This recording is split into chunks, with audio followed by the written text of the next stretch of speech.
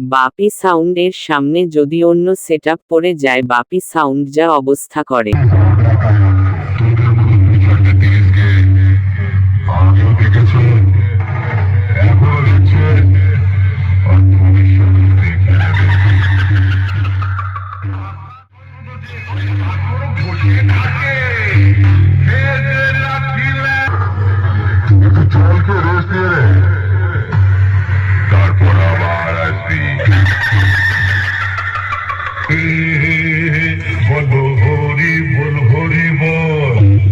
কোথায় বাড়ি?